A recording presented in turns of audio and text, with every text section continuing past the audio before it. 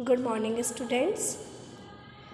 बच्चों, तो हम ज्योग्राफी में चैप्टर 4 पढ़ रहे थे, एयर, है ना, हवा के बारे में। और इससे प्रीवियस क्लास में मैंने आपको बताया था कि ग्लोबल वार्मिंग क्या होता है, ग्रीन हाउस इफेक्ट क्या होता है ना। आई होप आपको वो टॉपिक अच्छे से बिल्कुल समझ में आ गया होगा। Now come to next topic. तो जो नेक्स्ट टॉपिक है वो है बच्चों कंपोजिशन ऑफ द एटमॉस्फेयर। मतलब जो हमारा एटमॉस्फेयर है वो किस किस चीज़ों से मिलकर बना हुआ है, मतलब उसमें कौन कौन सी गैसेस हैं, कौन कौन सी गैसेस से मिलकर वो बना हुआ है। पढ़ते हैं। Do you know that the air we take in while breathing is actually a mixture of many gases. मतलब क्या है, क्या आप जानते हैं कि जो हवा हम सांस लेते हैं, है ना, जो हम सांस लेते हैं तो उसमें के वो जो हवा हम सांस लेते हैं ना, तो वो कई सारी गैसेस का क्या होता है, मिक्सचर होता है। Nitrogen and oxygen are two gases which make up the bulk of the atmosphere. मतलब हमारे एटमॉस्फेयर में मेनली कौन सी दो गैसेस होती हैं, नाइट्रोजन और oxygen. Carbon dioxide, helium, ozone, argon and hydrogen are found in lesser quantities. मतलब ज़्यादा अमाउंट में क्या पाई जाएगी, नाइट्रोजन और ऑक्सीजन, और कम अमाउंट में क्या पाई जाती है, carbon dioxide, helium, ozone, argon, hydrogen. ठीक है, तो आपको पता होना चाहिए कि हमारे एटमॉस्फेयर में कौन कौन सी गैसेस होती हैं। तो ये सारी गैसेस कम अमाउंट में पाई जाती हैं। लेकिन अगर हम क्या करेंगे, अगर इसमें भी कोई भी अगर डिसबैलेंस क्रिएट होगा, अगर कार्बन डाइऑक्साइड बढ़ जाएगी तो फिर बाढ़ आना, हमारे क्लाइमेट में चेंजेस आ सकते हैं ना, तो इसको हमें मेंटेन करके रखना है। Apart from these tiny dust particles are also present in the air. मतलब इन गैसेस के अलावा भी बहुत सारे छोटे छोटे डस्ट के पार्टिकल्स हमारी हवा में प्रेजेंट होते हैं। The pie chart gives you the percentage of different constituents of the air। अब आप ये देख सकते हैं, ये एक पाई चार्ट बना हुआ है, देखिए इसमें आप ये देख सकते हैं कि जो कार्बन डाइऑक्साइड है वो कितनी है, 0.03%, मतलब बहुत ही कम क्वांटिटी में है। ऑक्सीजन कितनी, ऑक्सीजन 21%, नाइट्रोजन 78%। मतलब सबसे ज़्यादा, अगर आपसे पूछा जाए कि हमारी हवा में सबसे ज़्यादा कौन सी गैस प्रेजेंट होती है, तो वो गैस होती है नाइट्रोजन। और आर्गन कितनी है, 0.93%, मतलब बहुत ही कम। और ऑल अदर्स, मतलब बाकी सारी जो गैसेस रह गई, हीलियम है, हाइड्रोजन है, ओजोन है, वो है कितनी, 0.04%। ठीक है, आगे देखिए। Nitrogen is the most plentiful gas in the air. मतलब हवा में सबसे ज़्यादा मात्रा में कौन सी गैस पाई जाती है, nitrogen. When we inhale we take some amount of nitrogen into our lungs and exhale it. अब क्या होता है, जब हम इनहेल करते हैं तो हम इसी हवा में इनहेल कर रहे हैं, और इसी हवा में नाइट्रोजन भी है। तो हम थोड़ी सी, क्या होता है, जब हम सांस लेते हैं तो हमारे लंग्स में नाइट्रोजन चली जाती है, एंड एक्सहेल इट, लेकिन वो हमारे किसी काम की नहीं होती, इसलिए हम क्या करते हैं, उसको छोड़ देते हैं। मतलब सांस ली हमने, फिर सांस नाइट्रोजन को बाहर निकाल देते हैं। But plants need nitrogen for their survival. लेकिन जो प्लांट्स होते हैं उनको अपने जीने के लिए नाइट्रोजन की ज़रूरत होती है। मैंने आपको साइंस में पढ़ाया था कि जो प्लांट्स हैं उन्हें जीने के लिए नाइट्रोजन की भी ज़रूरत होती है। आई होप आपको याद होगा कि जो हमने पढ़ा था कि जो प्लांट्स हैं वो नाइट्रोजन की उन्हें क्या होती है, ज़रूरत होती है। देखिए हम पढ़ते हैं यहाँ पर भी, they can not take nitrogen directly from the air. लेकिन हमने ये बात भी पढ़ी थी कि वो हवा से डायरेक्ट नाइट्रोजन को नहीं ले सकते, क्योंकि उनका प्लांट का कोई भी ऐसा बॉडी पार्ट नहीं होता जो नाइट्रोजन को ले सके। Bacteria that live in the soil and roots of some plants take nitrogen from the air and change its form so that plants can use it। हाँ, जो प्लांट्स जो सॉइल होती है, जो मिट्टी होती है, तो उसमें कुछ ऐसे बैक्टीरियाज रहते हैं जो बैक्टीरिया क्या करते हैं, हवा से नाइट्रोजन को ले लेते हैं और उसे उस रूप में बदल देते हैं जिस रूप में जो प्लांट्स हैं उस नाइट्रोजन का इस्तेमाल कर सकें, है ना। मतलब बैक्टीरिया क्या करते हैं, उस नाइट्रोजन को ले लेते हैं और उसको उस फॉर्म में चेंज कर देते हैं जिस फॉर्म में जो प्लांट्स हैं वो यूज़ कर सकें। Oxygen is the second most plentiful gas in the air.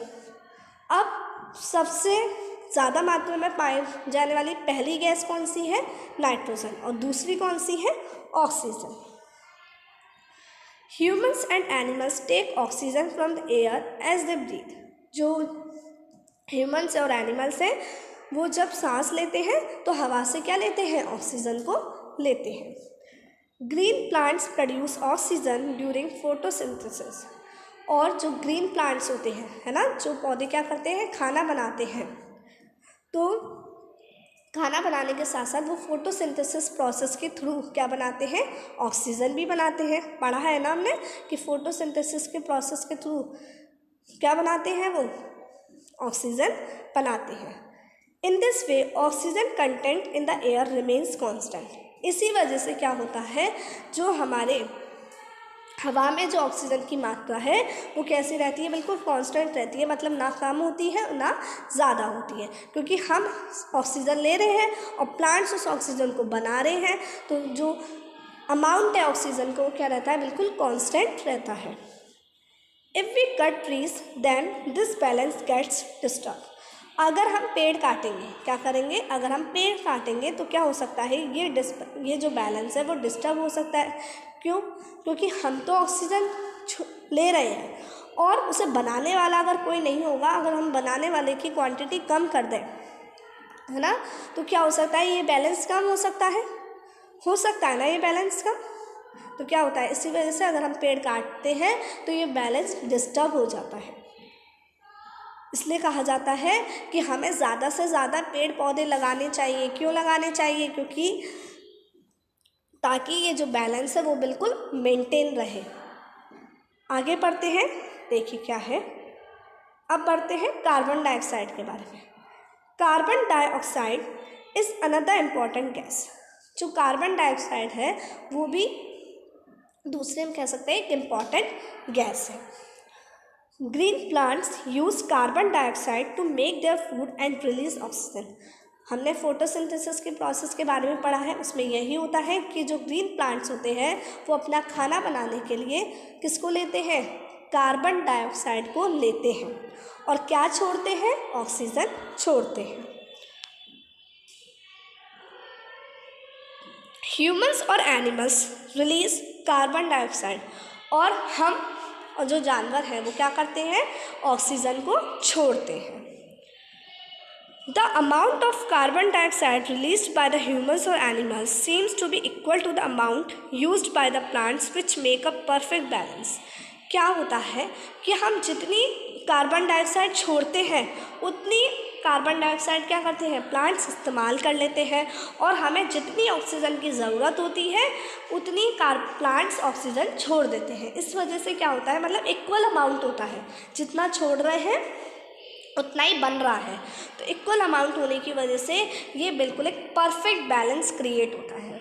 कैसा बैलेंस क्रिएट होता है, परफेक्ट बैलेंस बनाता है ये। However, the balance is upset by burning of fuels such as coal and oil. अब क्या होता है, इन सब ये थोड़ा सा बैलेंस क्या होता है, अपसेट हो जाता है, मतलब डिस्टर्ब हो जाता है। किस वजह से, जैसे हम फ्यूल्स वगैरह जला रहे हैं तो उनमें से भी गैसेस निकल रही हैं, और गैसेस ऑयल जला रहे हैं, ऑयल जल रहा है या फिर कोल जल रहा है, तो उसकी वजह से भी क्या होंगी, गैसेस निकल रही हैं। तो इस वजह से थोड़ा सा बैलेंस क्या होता है, आपका डिस्टर्ब हो जाता है।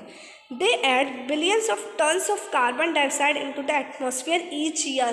क्योंकि ये हर साल, जैसे हम कोयला जलाते हैं या फिर कुछ और जलाते हैं, तो जलने की वजह से जो जलने में से जो गैसेस निकल रही हैं वो कौन सी गैसेस होती हैं, कार्बन डाइऑक्साइड ही होती है। वो क्या होती है, कार्बन डाइऑक्साइड होती है। तो ये हर साल हमारी एटमॉस्फेयर में billions of tons of carbon dioxide डालती हैं, मतलब बहुत सारी कार्बन डाइऑक्साइड को हमारे एटमॉस्फेयर में ऐड करती हैं। As a result the increase volume of carbon dioxide is affect in the earth weather and climate. और इसी वजह से क्या होता है कि जब हमारे एटमॉस्फेयर में कार्बन डाइऑक्साइड की मात्रा बढ़ जाती है तो मात्रा बढ़ने की वजह से ये हमारे पृथ्वी के वेदर को और पृथ्वी के क्लाइमेट को क्या करता है, अफेक्ट करता है। बताया ना मैंने, ग्लोबल वार्मिंग जैसी प्रॉब्लम्स क्रिएट होती हैं, है ना। हमारा जो पृथ्वी का है वो क्लाइमेट चेंज होता है, उसमें चेंजेस आ जाते हैं, वेदर है उसमें चेंजेस आ जाते हैं। तो कार्बन डाइऑक्साइड की मात्रा हमारे अर्थ के वेदर को, अर्थ के क्लाइमेट को क्या करती है, अफेक्ट करती है। ठीक है, आई बात समझ में सभी बच्चों को। तो मेनली हमें ये रखना है कि हमें ज़्यादा से ज़्यादा पेड़ लगाने चाहिए ताकि ये बैलेंस मेंटेन रहे। और हमें ज़्यादा चीज़ों को ये जो हम फ्यूज़ वगैरह जलाते हैं उससे थोड़ा हमें उनको कम जलाना चाहिए ताकि जो कार्बन डाइऑक्साइड है वो हमारे एटमॉस्फेयर में ना बढ़े। ओके, अब देखिए ये डू यू नो पढ़ते हैं। When air is heated it expands becomes lighter and goes up. क्या होता है जब हवा, मतलब जब गर्म हवा होती है, एयर इज़ हीटेड मतलब जब हवा में बहुत गर्मी होती है, जब हवा कैसी होती है, गर्म होती है, तो ये क्या होती है, एक्सपांड हो जाती है और लाइटर हो जाती है, मतलब हल्की हो जाती है और ऊपर चली जाती है। मतलब जो गर्म हवा है वो कहाँ हो जाएगी, ऊपर चली जाएगी। Cold air is denser and heavy. अब जो कोल्ड एयर होती है उसकी डेंसिटी ज़्यादा होती है और वो कैसी होती है, हैवी होती है। जो ठंडी हवा होती है वो कैसी होती है, हैवी होती है। और इसी वजह से क्या होता है, ये नीचे रहती है ना। देखिए जैसे जब किसी चीज़ की डेंसिटी ज़्यादा होती है तो वो पानी में क्या होगी, जिसमें भी हम उसको डिप कर रहे हैं तो वो नीचे बैठ जाएगी, और डेंसिटी हल्की कम होगी तो वो ऊपर फ्लोट करने लगेगी, है ना। तो इसी वजह से क्या होता है कि जो हॉट एयर है वो ऊपर चली जाती है और कोल्ड एयर क्या होती है, नीचे डूब जाती है, मतलब नीचे चली जाती है। When hot air rises cold air from the surrounding air rushes there to fill in the gap. अब क्या होता है, जो हॉट एयर है वो कैसी हल्की है तो वो ऊपर चली गई। अब जो कोल्ड एयर है वो क्या करती है, हल्की, जो कोल्ड एयर है वो हॉट एयर की जगह को घेर लेती है, मतलब जो गैप वहाँ पर क्रिएट हो जाता है वो वहाँ पर चली जाती है। और इसी तरीके से एयर का सर्कुलेशन चलता रहता है, मतलब हवा का जो सर्कुलेशन है वो चलता रहता है। ठीक है, आई बात समझ में सभी बच्चों को।